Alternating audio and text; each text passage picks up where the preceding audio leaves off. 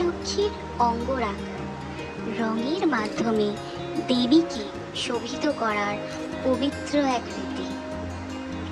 মা লক্ষ্মী, যিনি ঐশ্বর্য, সৌভাগ্য ও সমৃদ্ধির দেবী, তাকে পুজোর সময় স্নান করিয়ে বিভিন্ন রঙের মাধ্যমে সাজানো হয়।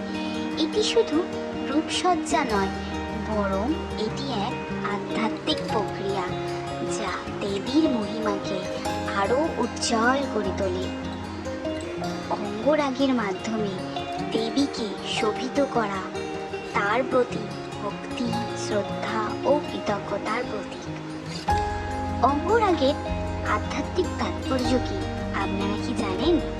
চলুন আজকে আমি আপনাদেরকে জানাচ্ছি অঙ্গরাগের আধ্যাত্মিক তাৎপর্য। মা লক্ষ্মী শ্রী ও সমৃদ্ধির আধার, তাই তার রঙিন অঙ্গরাগ শুভ ফল ও সৌভাগ্য বয়ে আনে। আচ্ছা, আপনারা কি জানেন অঙ্গরাগে ব্যবহৃত রং ও তাদের মহিমা?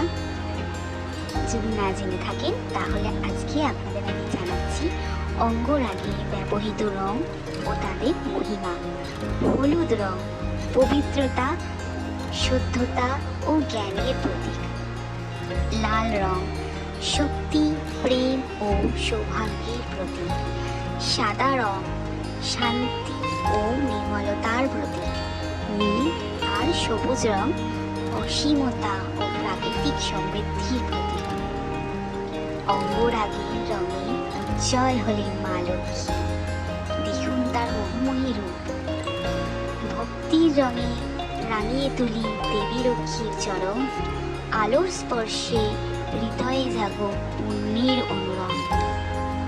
আপনিও কিন্তু বাড়িতে বসে মা লক্ষ্মীর অঙ্গরাগ খুব সহজেই করতে পারেন।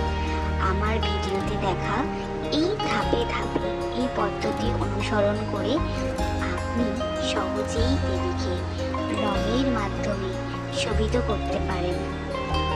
নানা রকম রং ও নকশার সাহায্যে মা লক্ষ্মীর রূপকে আরও সজীব ও আকর্ষণীয় করে তোলা সম্ভব।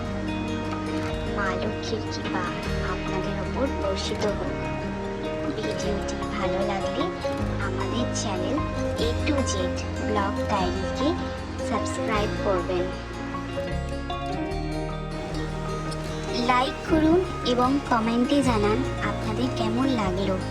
আর যদি এমন আরও ভিডিও দেখতে চান তাহলে অবশ্যই কমেন্ট করে জানাবেন। আপনাদের মতামত আমাদের কাছে খুবই গুরুত্বপূর্ণ। সবশেষে বলি রাখি, A to Z ব্লগ ডায়েরিকে অবশ্যই সাবস্ক্রাইব করে বেল আইকনটা প্রেস করবেন। ধন্যবাদ। দেখা হচ্ছে পরবর্তী অঙ্গরাগের ভিডিওতে।